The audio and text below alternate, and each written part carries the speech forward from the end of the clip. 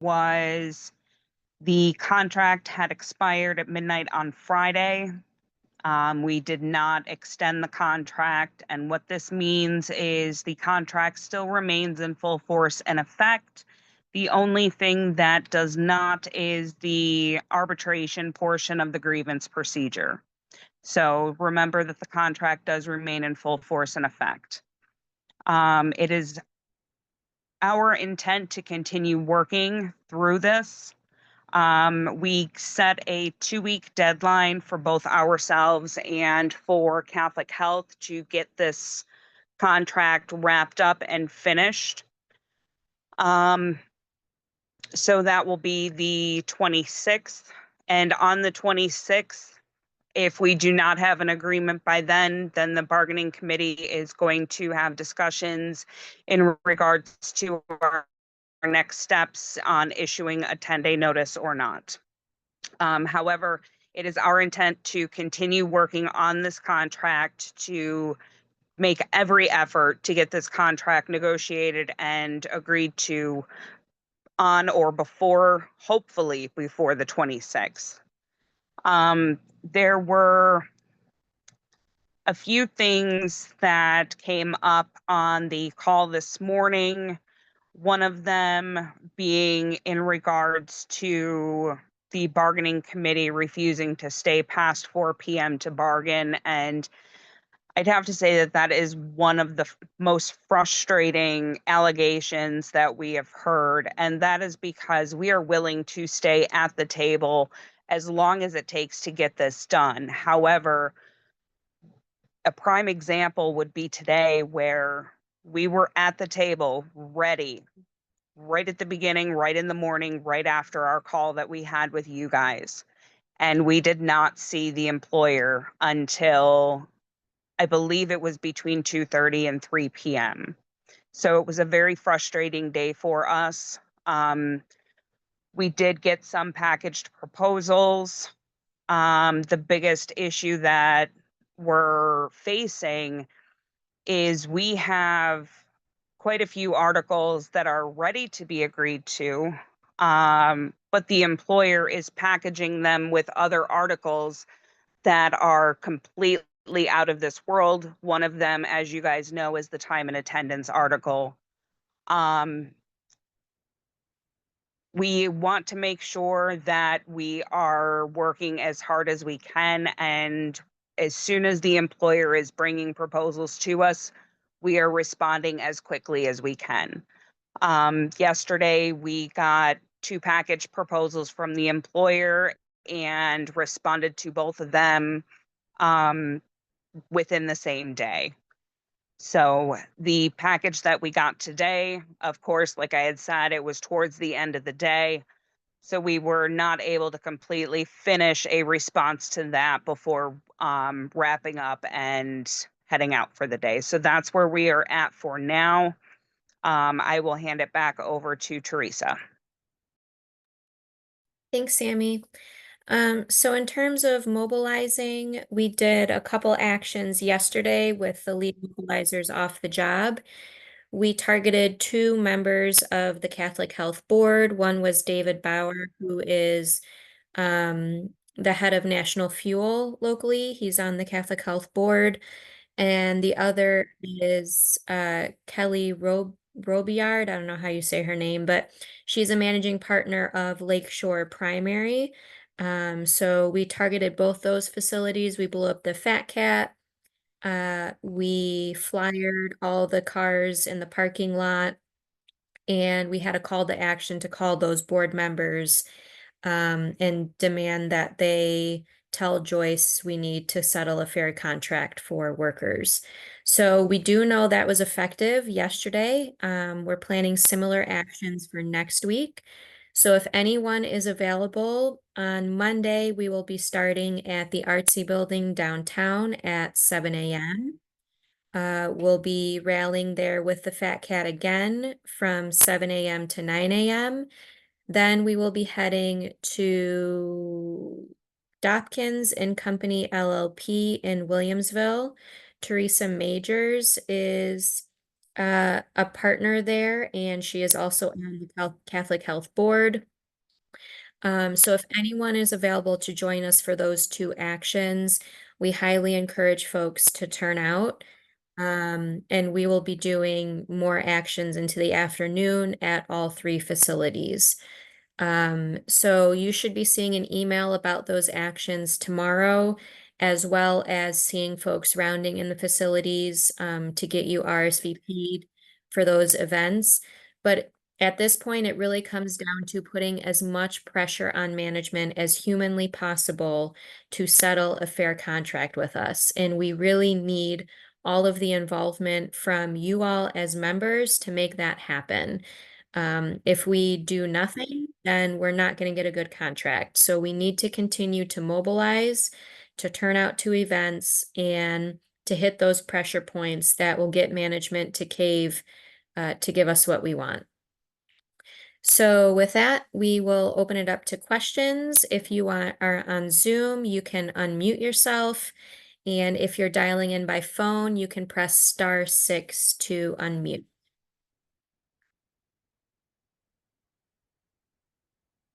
Just to. Hello? Yep, go ahead. Just a quick question. I'm hearing it from a lot of employees and I think I know the answer to this, but could you reiterate that health insurance is a big concern for a lot of people? It is, if we go on strike, it would be covered, correct? Correct? It would be covered by the union, they would cover the costs, or how does that work? If we went on strike? So if we go on strike, the hospital can decide whether they're going to continue with the health insurance or not. If they decide to cancel health insurance, we have what is called a members relief fund. And the members relief fund has about $400 million in it. And that fund is there to help sustain the strike. If we have members that have a chronic medical illness and the cost of their monthly medical costs exceed the cost of COBRA, on the health plan will pay the COBRA, and the health plan will continue. For those folks that have minimal monthly expenses, the member relief fund covers all medical expenses, all necessary medical expenses.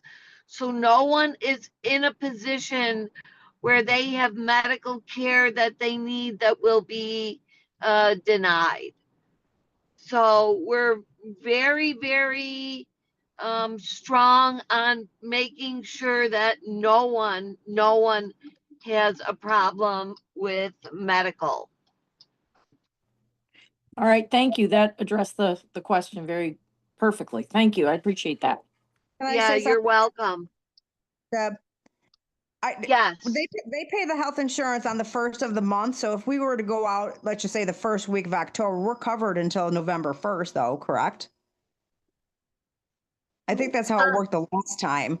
That's how it worked the last time. And as long as they're still on the same payment system with independent health, it would work that way this time as well.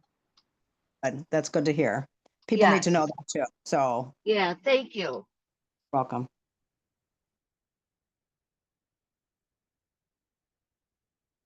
I just have a quick questioning about bargaining. When passing proposals back and forth that are financial in nature, does the union and the hospital have to give the monetary value of that proposal when they pass it, or are you responsible for doing the legwork on what the hospital passes to you and vice versa? I'm just wondering if it's all there for you to see, or if you have to go back and do all the calculations. So when we're at the bargaining table, it is not uncommon for the hospital to give us their costing on a specific proposal. So we have to check their numbers and be sure that they're numbers that we agree with. So we do our own costing and calculation. But we do have right now what is considered to be a full set of their costing on our proposals, or an almost full set. There's a few things that they didn't cost.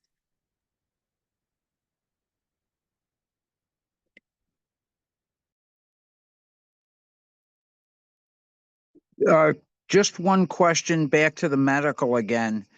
Would that include prescription medications? It does include prescription medications, yes. And Okay, thank you. that's usually the largest part of the healthcare costs, to be honest with you. Folks are on so many different medications that it's a big part of the cost. No one will miss having prescriptions filled or refilled if there is a strike.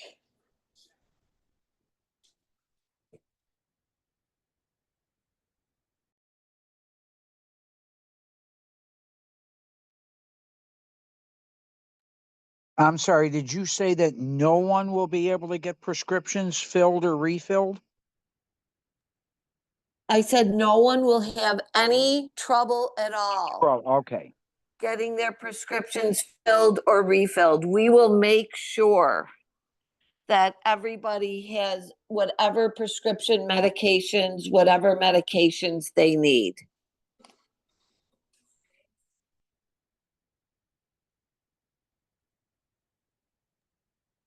I would just like to add, this is Karen, one thing to that is in the last strike, we also recommended to people to talk to their physicians and get their scripts in a 90-day time frame and get them filled before we go out, so it gives you a little more leeway.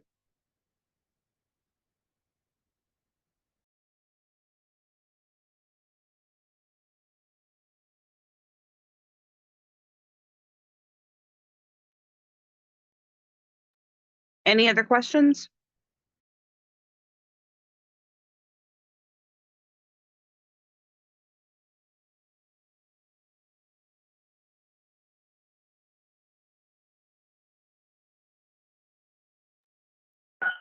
Yep, see, I do have something. Earlier you posted on Facebook that Derek was going around the hospital trying to strong arm some members. Is that true? Is he really going floor to floor again? That was what was reported to us this morning on the 8 a.m. call. That is correct. Okay, it's not shocking because they pulled us, I mean, he wasn't there, but they did this last time too when we were at the table. Just trying to scare people, you know? I'm just wondering too, if we are getting to our, you know, our employees that like work in housekeeping and other areas where I feel like, I know last time they were really strong-armed by their managers and I think they were a little scared, you know what I'm saying? So I'm just wondering if a lot of our mobilizers are focusing down by EVS and some of the areas where, you know, some of them are very intimidated by management. Thank you.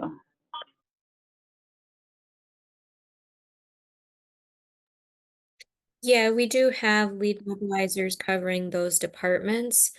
And we're also coordinating with everyone at the local e-board, stewards, mobilizers, bargaining team folks, to make sure we have a presence in the facilities every day, rounding and getting information out.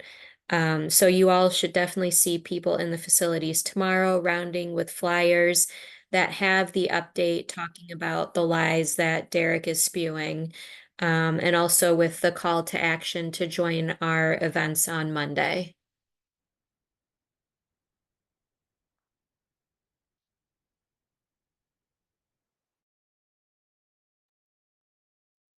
Any other questions?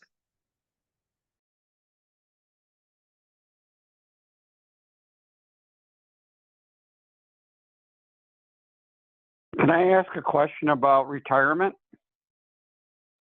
Sure. So I talked to Brian North, and like, let's just say someone's going to be retiring at the end of this year, and they have, like, I don't know, 300 PTO hours, and they're saving those PTO hours so they can retire early, but use the PTO as, like, say, if I wanted to retire in October and I had enough to take me to the end of December, what would be my last date of employment as far as collecting my pension? Would it be October, or would it be, because PTO is actually considered paid time off, right? So that means you're working. Am I wrong, or? So this is a very personal specific question, and Well, I would everybody's going to, recommend. it is, wait a minute. It is a specific personal question, but everybody's going to retire. And I'm just thinking that if the contract language in the current contract does not state that you can use your PTO time to extend your work benefit date of retirement, I'm thinking that should be changed. Not just for me, for everyone. I'm just coming across a situation that I ran into, so I'm figuring maybe, this is contract negotiation time. We should change it for everybody, not just me.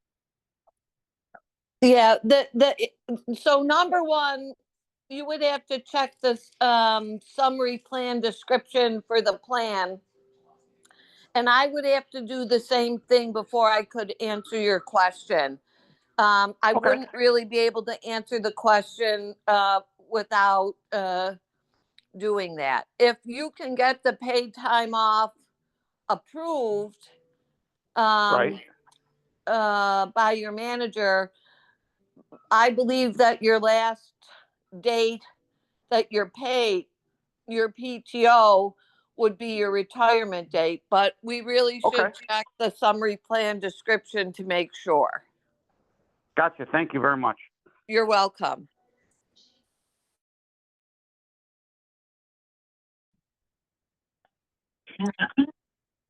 I just have a quick question.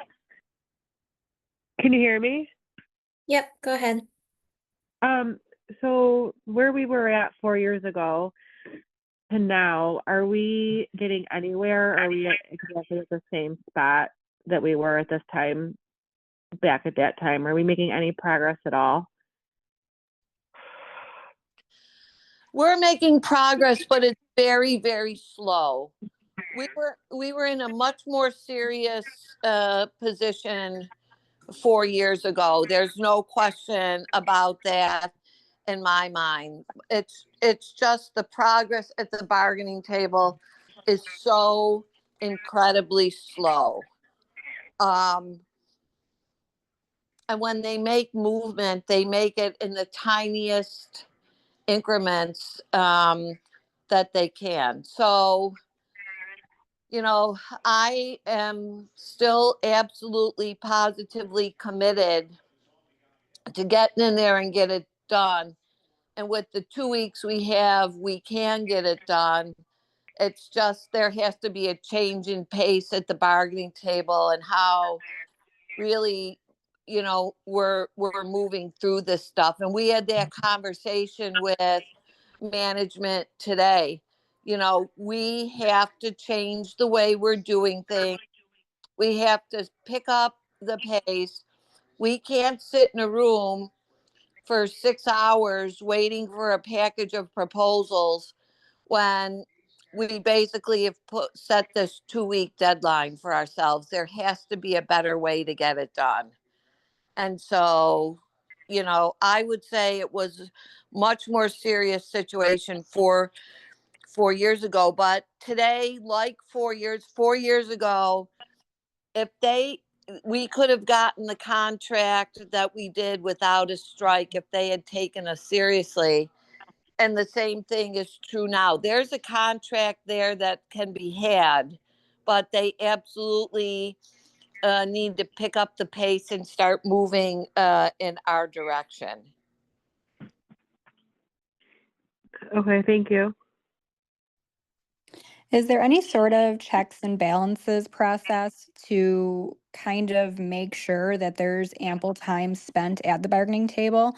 Like, for example, say you have X amount of days left to bargain until the 26th, and you have X amount of articles. Like, we commit to not leaving each day until like a set number of articles or proposals are agreed upon each day. Is there any way to enforce that or not really?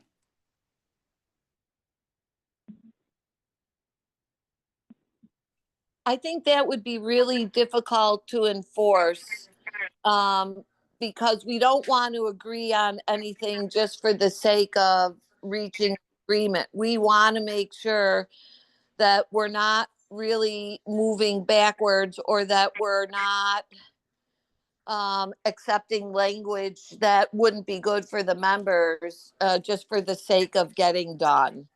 And if we, if we kind of set these timelines for ourselves, that's part of what we would be doing. So we're continuing to stress with them that we have to start signing off on some of these articles where we have an agreement. We have to start clearing the playing field so we can really get down to brass tacks on the items that are really the most important to people, which we know are the wages, benefits, and the staffing articles.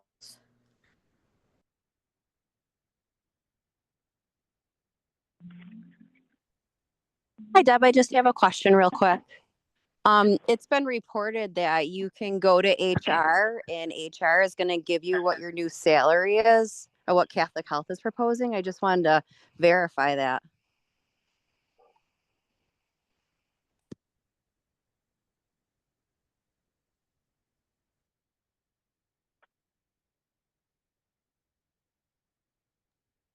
Debbie, are you on mute? Yeah, sorry. We heard the same thing that you did from people who were in a meeting where Derek did in fact say to them, and they seem to be focused on the RNs, but if you call human resources, we can give you what your salary would be under, our proposal. What we said in the update is it's one thing to ask what your salary would be under their proposal, but what you really want to know from them is, what would my salary be then under the union's proposal? And kind of turn it back on them. What is your proposal on health insurance? What is your proposal on prescription insurance? All of the things that they don't want to talk to people about, they're just skirting around. And what they think they can do is buy bad language from us. They're thinking that if they put a couple bucks here or a couple bucks here, people will forget about the language issues and just stay focused on the money. But as we heard from folks on the call today, they can't separate the RNs from the rest of the folks that we're bargaining for because we're all sticking together. And they can't, put money on the table and think that we'll forget about staffing or their health insurance proposal or their time and attendance proposal. We need to deal with the language issues, and then we need to bargain a fair economic agreement. Yeah, I agree. I was just wondering, about, STC. There's a lot of us and they may not have heard that. So I wanted to make sure that they knew that. They can also go up to the third floor HR and ask them what their salaries would be through Catholic Health. And another thing is how many points in their new attendance I know they put out an email about their attendance, but they never actually told us how many points that they were willing to give. So that would be something else that, you know, HR might be able then to let people know in case they have questions. Yeah, because they won't talk about the specifics of their proposal. That's for sure, because they know that people will not be in favor of it. Well, it's nice that Can they're I just inviting say people up something to about the third meeting floor. yesterday? I was at the meeting yesterday with Derek Drake, and I will say our manager did offer for him to come back up to the floor. He came around with like Melanie Griffith and some other people to do something on the floor as we were all talking about the contract with the physician and our manager. And he offered to come back up if we wanted him to, so we said yes. And I don't want to say that it was all about the RNs because we made it very clear that we are all one when we were talking to him. But in the group, in that little meeting, it was just nurses. So that's why it was presented this morning as call. But today we all talked about it. Anybody can go to human resources. But I'm telling you, when you go to human resources, the ladies downstairs are not going to give you that information. You just have to keep calling and eventually they'll call you back. Thank you. I have something to say. It's Tana. Go ahead. Yes, go ahead. All right. So there's a rumor. Well, we got from a good source that the hospital has called the Marriott, the CH agency has called the Marriott to see if they have enough room for 500 people for 15 days. Within 15 days. So are they really wanting to work with us, or they really think we're going to go on strike? I don't know. I don't know what they're thinking. We know from the last time that once we got the affirmative strike vote and we were getting close to a deadline where a 10-day notice was coming, they do start making plans. They can't be in a position where we give a 10-day notice and they're not prepared to care for the patients in the hospital.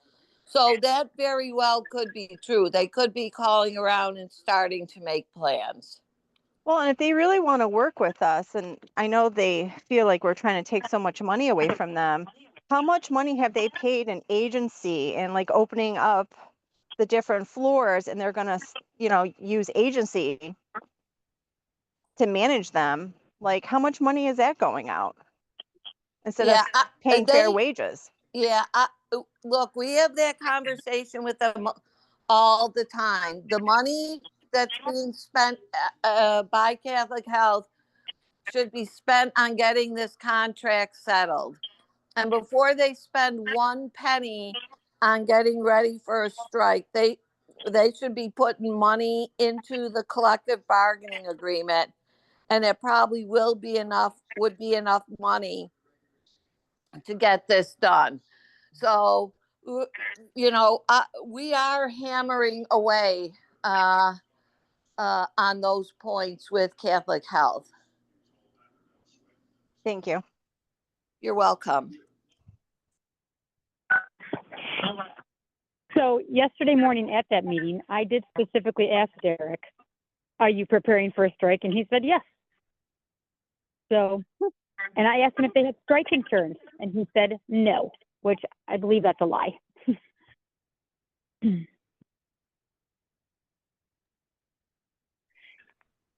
Okay.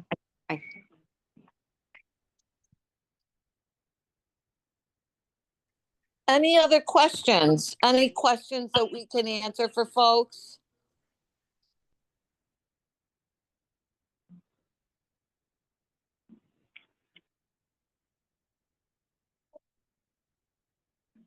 Can I make a comment?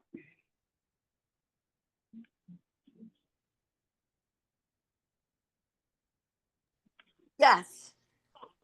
You know that what people are saying about calling human resources to find out what their new salary structure would be, I think it's a horrible idea.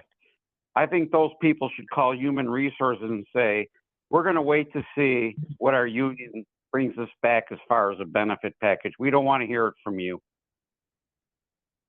That's just my own feelings. Thank you. Yeah, thank you for that. We definitely want you to get information from us, and we believe that we give the most accurate information. It just seemed like they were manipulating people or trying to manipulate people by giving them a salary that would make them say, oh, this is good. I Right. won't go on strike. And so, the thought process was, well, they shouldn't be asking what the hospital's proposal is, and it shouldn't just be for the RNs. They should have everybody just call. It's more like a mobilization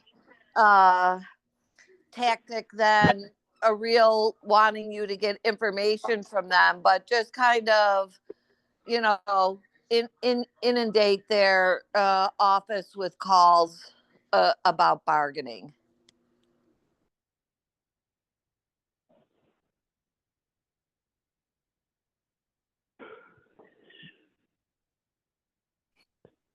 If we do go on strike, what day?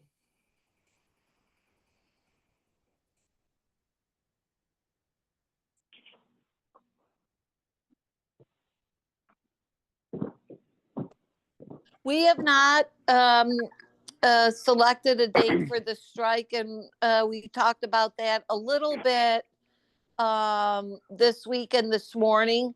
What we're doing is giving them the 2 weeks to come to the table and work with us. And on the 26th, we will, as a bargaining committee, sit down and talk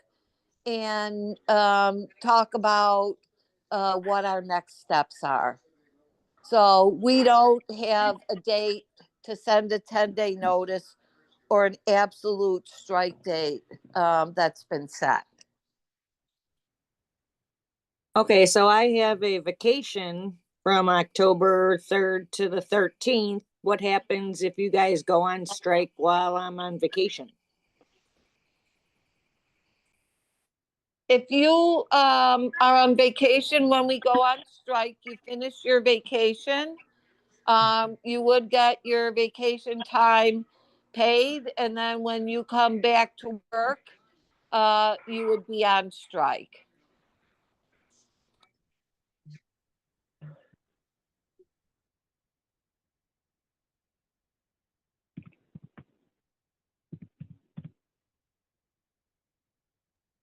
Are there any other questions? Yeah, hi, I just Debbie, I had a have a question. quick question. Can you hear me? Yes, go ahead. Hi, Kaylee. This is I was just wondering if there's anything else that we can do as far as like pressuring them, like community wise. Just from talking to a lot of like my family and friends, like they're also getting pretty pissed off about the way that they're acting. So I was just wondering if is there any other way that the community or like our family and stuff can help pressure them from the outside at all?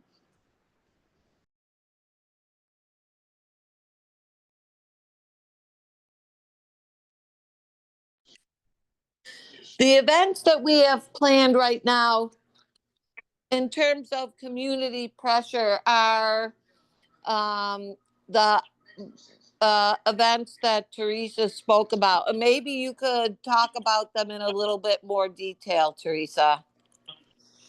Sure. So, like I mentioned, we're going to be outside of the ARTC building downtown. Anyone is welcome to attend. We're also promoting that to all of the other unions like UAW, Teamsters. We're going through the Central Labor Council. So again, that's Monday from 7 a.m. to 9 a.m. downtown at the ARTC building. We're simply rallying. We're going to have rally signs. We're going to blow up the Fat Cat. So anyone is welcome to attend that event. And then after that, again on Monday, we will be at Dobkins and Company in Williamsville to target one of the Catholic Health Board members. Again, anyone is welcome to join us. Teresa Majors is on the board. She's a partner at Dobkins and Company, and that's 20 International Drive in Williamsville. And we'll be doing the same thing there. We'll be blowing up the Fat Cat. We're gonna have rally signs, but we'll also be flyering cars in the nearby area and flyering anybody going in and out around that area to call Teresa Majors and pressure her to settle a fair contract with Catholic Health.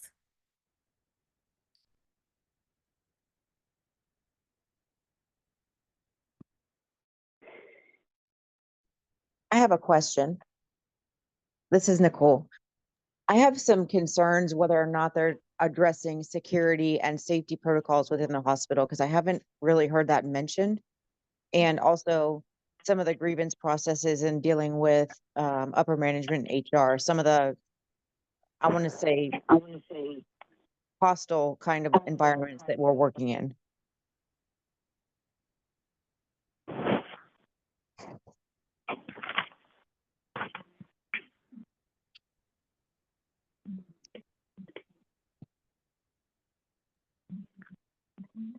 Debbie or Sammy, are you able to answer that?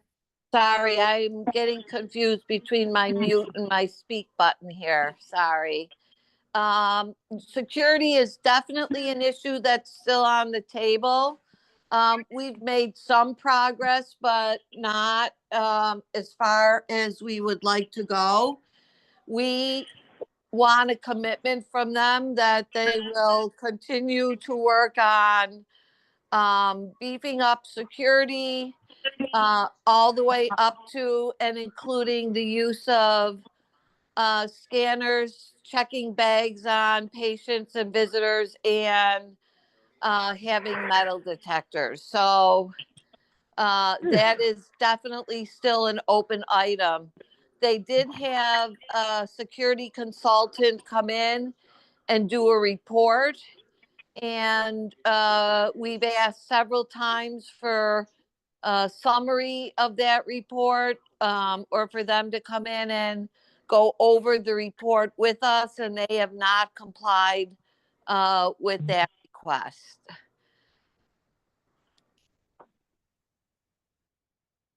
I have a question. Last Bergie, some of the people from EVS didn't know how to file for the unemployment.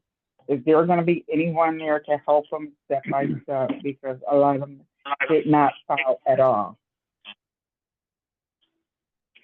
I'm sorry, I had a very hard time hearing that question. Do you mind repeating it? Yes, last bargaining, EVS, a lot of people in EVS did not file for unemployment because they didn't know how, or got kept getting kicked off. If we do go on strike, is there anyone that besides one mobilizer for the EVS is going to be able to help them step by step? Because that's really aggravating not to have no money come in like that. And a lot of them say they will walk off before they do that again. We definitely will have a committee, our Community Services Committee, and we will have complete support for people who are applying for unemployment. So that was one of the lessons we learned in the last strike, that the process was not as seamless as they would make it sound. So we will make sure there is support there for anyone who needs it to apply for unemployment insurance. And just one more question. Where they was buying food and having people pick out what they want from the junior hall, and like everybody don't do off-name brand food, and they got kind of aggravated behind that. They feel that they have to beg everybody for a card for gas to get back and forth there because they didn't have anything. They said it was really terrible.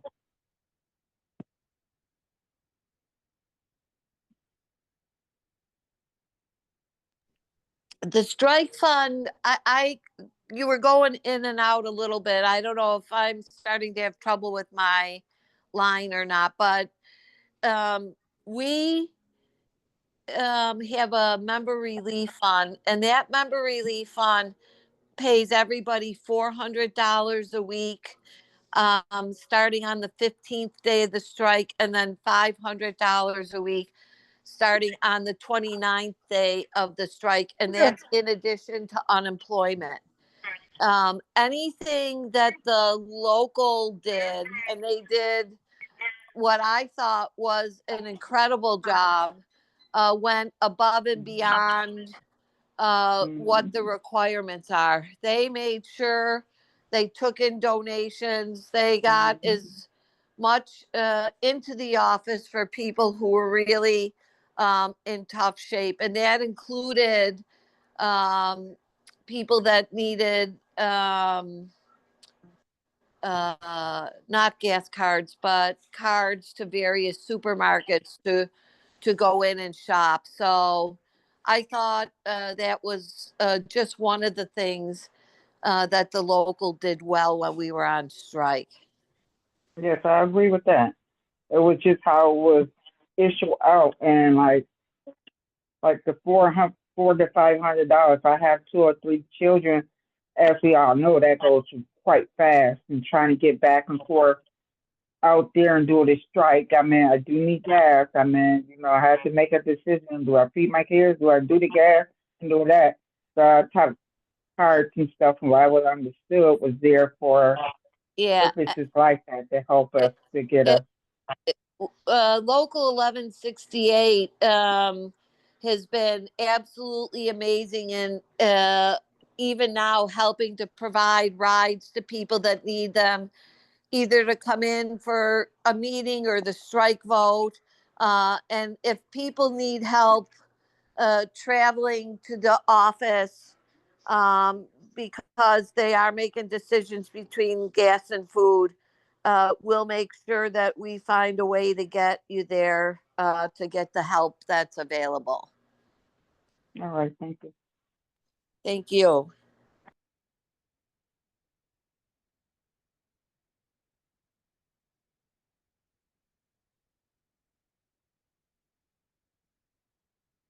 Any other questions folks have before we wrap up?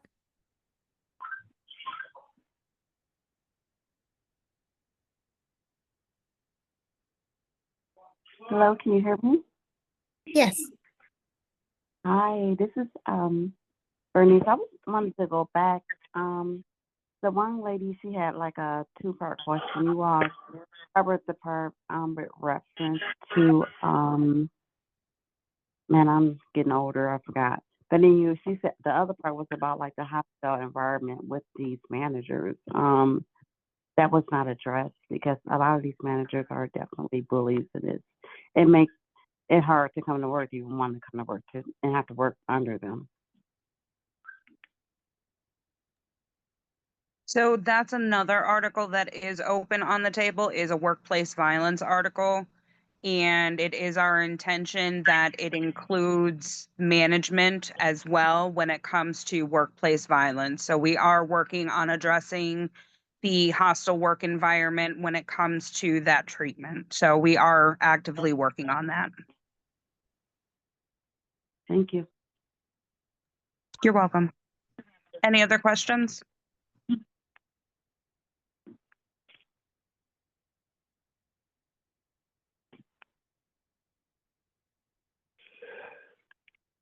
All right. Thanks so much, everyone.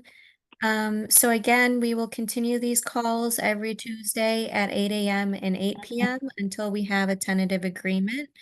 In the meantime, if you are from Mercy or Kenmore, you can contact CWA 1133 if you have any questions. And if you're from St. Joe's, you can contact CWA 1168. Thank you so much and have a good rest of your night.